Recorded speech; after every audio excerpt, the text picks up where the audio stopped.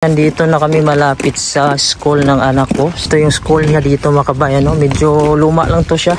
Kaya ang sabi ng asawa ko, kapag hindi daw may lagay doon, hindi na daw siya muna magtatrabaho. Mga kabayan, ito po yung munisipyo dito sa Greenland. So po, good morning mga kabayan. So mayroon tayo ditong mga bagahe, mga damit ito ng kababayan nating Pilipino na stranded sila dito sa Nuuk City. Tapos may kakilala kasi ako dun sa pupuntahan nila mga kabayan sa Qaqortoq, South Greenland. Nag-message sa akin na mayroon daw silang katrabaho dito, yung asawa ng katrabaho niya, may anak, tapos na-stranded dito sa Nuuk City. Hindi pa sila makalipad doon sa South Greenland dahil sasakay pa sila ng domestic flight galing dito sa Nuuk. Tapos pagdating doon sa pupuntahan ay mayroon pang helicopter bago makarating sa Qaqortoq. So, ito minisage tayo nung kakilala natin na over baggage sila. Dito kasi sa Greenland mga kabayan, stricto sila sa bagahe. Tapos ito kahit bayaran mo ay yung iba minsan hindi sila pumapayag kasi nga may limit na yung bagahe dito. So ipapadala natin ito sa Royal Arctic dito or yung padalahan ng mga bagahe para makarating ito sa kanila. So bali tinulungan ko ng mga kabayan kasi kawawa naman, wala silang kakilala. At ito kasi maiiwan ito dito talaga sa Nuuk. So hindi na nila makukuha. Ngayon mga kabayan, papadala natin ito. Ngayon nandito ako sa tinatrabuhan ng aking misis dahil may pupuntahan kami sa may common or munisipyo dito sa Greenland. Kasi mga kabayan, yung anak namin na babae, tinanong kasi dito ng asawa ko kung dito ba ipapasa ng munisipyo yung anak namin para maalagaan dito ng misis ko kasama sa pagtatrabaho niya. Ang sabi dito ay hindi daw sila makadecide. So mas maganda daw na puntahan namin doon. Pero ni-request naman namin sa form mga kabayan na dito idalhin yung anak namin para malagaan din ng misis ko. Baka kasi sabi ng manager niya dito, baka sa ibang daycare daw. So kung sa ibang daycare mga kabayan, hindi kami papayag kasi nga yung anak namin bago pa dito, nag-a-adjust pa sa klima, tapos nagdididi pa kasi yung anak ko mga kabayan sa biberon. Minsan hindi siya nakain rice mga kabayan, yung nasanayan niya kumakain siya pag pilitin mo pa siya. Dito kasi iba yung mga pagkain. So maaring magutom yung anak ko kapag sa iba sa ilagay tapos iiyak siya. So ang tendency nito baka hindi na magtrabaho yung misis ko kung hindi mailagay dito sa kanyang tinatrabahoan yung anak namin. Kaya makiusap kami doon mga kabayan sa may munisipyo na sana pwede dito ilagay yung anak namin sa tinatrabahoan niya para maalagaan din ng misis ko at matingnan. So ngayon mga kabayan, aantayin ko yung misis ko dahil sabay kami makiusap dun sa may munisipyo. Ito yung tinatrabuhan ng misis ko mga kabayan. So aantayin ko muna siya kasi magpapaalam siya muna sa boss niya na saglit kami muna pupunta dun sa may munisipyo dahil kakausapin namin dun yung ayun na yung misis ko, yung head doon sa nag-a-assign sa mga bata. Wala pa nag-open. So ayun mga kabayan, ito po yung munisipyo dito sa Greenland. So papasok kami dito kaso alas 9:30 pa. So mag-o-open pa siya. So dito kami magkiusap. Hello po mga kabayan. So ngayon pabalik na kami ni Mrs. doon sa trabaho niya at sa trabaho ko din. So nakatanggap ako ng email sa e-box bago ako pumunta ng counter. Pinakita ko may confirmation na na-approve na daw yung apply namin sa yan sinatrabahoan ng misis ko. Doon daw ilalagay yung anak namin. Pero pakita namin ito mga kabayan kasi nag-Greenlandic kasi nakasulat sa saka Danish, hindi namin maintindihan. Pero ang sabi nila, confirm naman daw na doon na daw ilalagay yung anak namin sa tinatrabahoan ng aking misis. So sobrang saya namin mga kabayan, no? Pero pupuntahan muna namin, i-sure namin doon kung doon ba talaga ilalagay kasi mayroong email dito, ipakita namin sa boss niya. So pupunta muna kami doon mga kabayan. Ngayon mga kabayan, pabalik na tayo sa trabaho. Grabe matindi pa rin yung sikat ng araw, tuloy-tuloy oh. At saka yung snow, nagtunawa na siya mga kabayan, no? So pabalik na tayo ng trabaho at yung misis ko nahatid ko na din doon sa trabaho niya. So titingnan natin kung confirm na ba talaga doon na yung anak ko ilagay. Kasi may email dito sa akin, hindi ko lang maintindihan kasi naka-Danish at saka Greenlandic. So ngayon mga kabayan, nandito na ako sa trabaho ko. Ako yung magtatrabaho na naman. So balitaan ko na lang kayo mga kabayan kung ano na yung status ng anak ko, kung na-approve ba talaga doon. Kasi hindi ko mabasa dito dahil naka-Danish at Greenlandic, mahabang papel, so kailangan ko muna itong i-translate. Ngayon may magandang balita na naman. Yung anak namin na lalaki, in-enroll kasi namin yung sa school mga kabayan at dalawa yung in-enroll namin, yung isa na kung saan pwede silang iiwan doon habang wala pa silang pasok.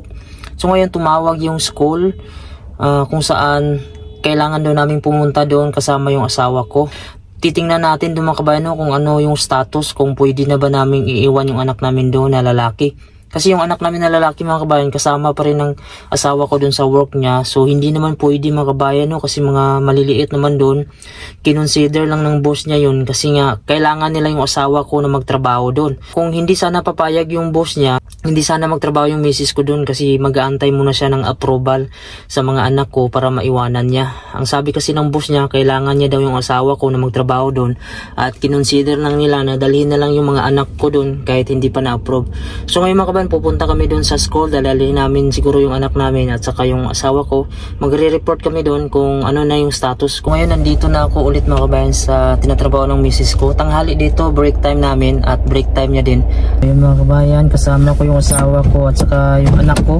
Pupunta kami ngayon doon sa school dahil ipapapresent namin itong anak namin. So titignan pa namin doon kung ano yung status. Baka gusto lang nila makita yung asawa ko at saka ako, tapos yung anak. So punta na kami mga kabayan dun sa school ng anak ko. Ayan mga kabayan, nandito na kami malapit sa school ng anak ko. Papasok kami dito. Ayan mga kabayan, yan yung bagong school. So hindi pa yan nag-open. Yan yung project namin. Malaking school yan. Diyan mag-aaral yung anak ko sa susunod. Pero ngayon dito muna siya dahil hindi pa nga nag-open yung school na yan. So papasok kami dito mga kabayan sa loob. Titingnan natin kung ano yung status niya ngayon. Kung pwede na ba siyang pumasok. Yeah, ito yung school niya dito mga kabayan. Medyo luma lang to siya. Kasi itatransfer itong mga estudyante sa susunod. Tatanong kami dito sa loob ano yung mga status niya. Ayan mga kabayan, ngayon pauwi na kami. So na-enroll na namin yung anak namin. So papasok na siya bukas. Mag-start siya pero isang buwan na lang yung pasok nila mga kabayan kasi bakasyon na dito sa kanila. August naman sila babalik daw. Ngayon mga kabayan, pabalik na kami. So atid ko na yung misis ko saka yung anak ko na enroll na namin dito sa school. Kaso isang buwan na lang yung pasok nila mga kabayan. June na lang daw hanggang June 19. So pagka 20 wala silang pasok. Ang gagawin ko nito, hanapan ko naman siya yung pwedeng maiwanan siya, yung vacation na area mga kabayan kung saan pwede yung mga bata doon pag walang school. Ayan, dumaan muna kami dito mga kabayan sa may mga binibintang pagkain. So ito po yung mga package nila dito ng pagkain. Bali, price nito mga ay 31 lang yan. 30 Danish kroner, mga 22. Yung may gulay na to, manok, yan. Ito 44, medyo mahal to. Pero minsan may rice dito ngayon, wala silang rice. Yan, ganyan lang. May rice? Wala silang rice. Iyon mga kabayan, ngayon ay alas 5 na ng hapon. Tapos na yung oras ko sa pagtatrabaho. At pauwi na tayo. So bago ako uuwi, i-share ko lang yung tinrabaho natin dito buong araw. Ito po yung tinrabaho ko ngayon. Naglagay ako ng mga outlet ng kuryente, saksakan at saka sa TV at internet. So ito po ay sample ng apartment to dito na ginagawa namin. May isang kwarto lang to dito at may cabinet. So malapit na itong matapos. Ayan, ito po yung nilagay natin. Internet, TV, saksakan ng TV din, kuryente, yan, mga outlet. Ito po yung ginawa natin ngayon.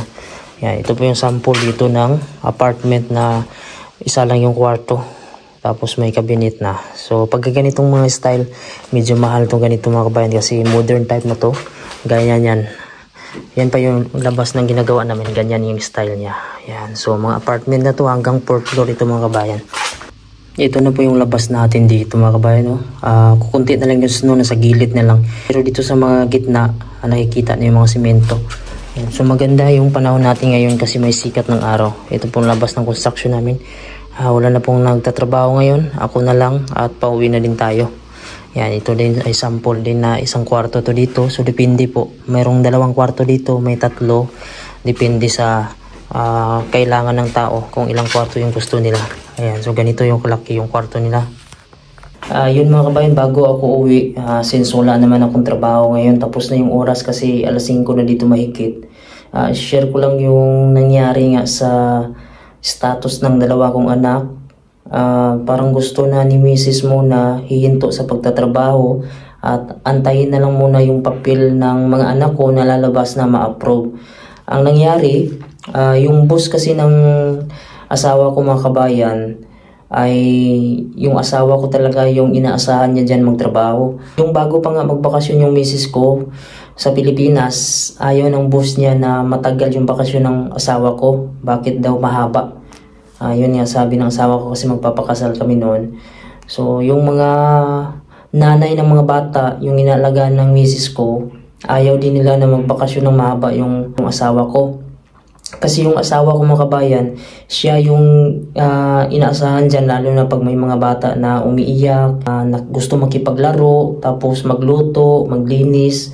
Siya yung inaasahan dyan ng boss niya. Kaya gustong gusto siya ng boss niya na magtrabaho kahit wala pa yung papel ng anak ko na hindi naman dapat pwede siya magtrabaho mga kabayan. Pero ang sabi kasi ng boss niya, siya na lang daw magpaalam doon sa may munisipyo. So ang nangyari, tinawagan ng boss niya ngayon kasi mula nung nag-apply kami, Huwebes, so 3 araw na mga kabayan, hindi pa lumalabas yung papel ng anak namin na approve. Kasi ang sabi nila kadalasan dyan ay 1 buwan daw pag may slots. Kapag walang slots daw, mga 3 months daw bago ma-approve. So kung ganun mga kabayan, hindi pa pwede magtrabaho yung misis ko. Tapos ngayon, ang sabi ng boss niya sa kanya, magtrabaho ka lang dito kasi tatawagan niya daw yung munisipyo doon na ipaloob na yung papel ng anak namin. At hindi sigurado yung boss ng asawa ko na doon ilalagay nga yung anak namin doon sa daycare na tinatrabaho ng asawa ko.